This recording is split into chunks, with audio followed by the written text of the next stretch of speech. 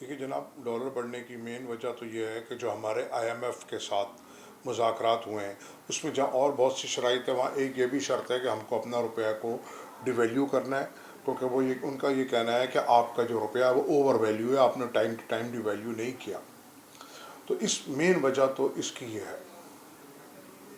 دیکھیے جناب، ڈالر بڑھنے سے فائدہ ہمارے ملک کو تو کم سے کم نہیں ہو رہا، اس کا بہت بڑا نقصان ہے ملک کا اور عوام کا. کیونکہ جب ڈالر بڑھتا ہے تو ہر چیز بڑھ جاتی ہے. آپ کا پٹرول بڑھتا ہے، آپ کا جب پٹرول بڑھتا ہے تو ہر چیز اس کے ساتھ افیکٹ ہو جاتی ہے، اور غریب عوام اس سے سب سے پہلے متاثر ہوتی ہے. کرایہ بڑھ گیا، بسوں کا، موٹر سائیکل کا پٹرول بڑھ گیا.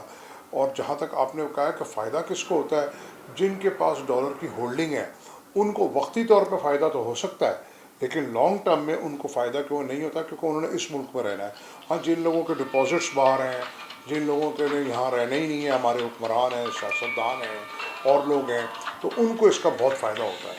اور وہی سب مل کے گیم بناتے ہیں. جیسا کہ ہم نے دیکھا کہ پچھلے ایک ہفتے میں 10 دن کے اندر ڈالر اپنی جگہ رکا رہا ہے، اور وہ انہوں نے آپ کے بینکس، اسٹیٹ بینک کے افسران اور جناب جو بھی ان کے ساتھ اس مافیا کا حصہ ہیں، انہوں نے ڈالر کو خوب جمع کیا، کیونکہ ان کو پتہ ہوتا ہے کب کب کہاں کہاں حکومت کی ڈیمانڈ آئے گی کہ کب ان کو ڈالر چاہیے ہوگا.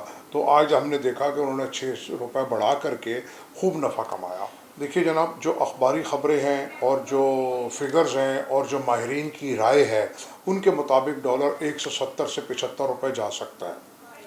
اور اسی تناظر میں یہ بات کہنا چاہوں گا کہ حکومت کو چاہیے کہ جو ڈالر کے پیچھے جو گیم ہو رہا ہے، جو اس میں لوگ شامل ہیں، افسران، بینک کے لوگ، ان کے خلاف ایک کمیشن بنایا جائے، ایک انکوائری کمیشن بنایا جائے. اس میں ہمارا ایکسچینج کمپنی کا ایک نمائندہ لیا جائے، اور IB کے، FIA کے، ISI کے جو بھی ایجنسیز ہیں ان کے ایک GIT بنائی جائے، انکوائری ہو اور ان کے خلاف سخت سے سخت سزا دی جائے.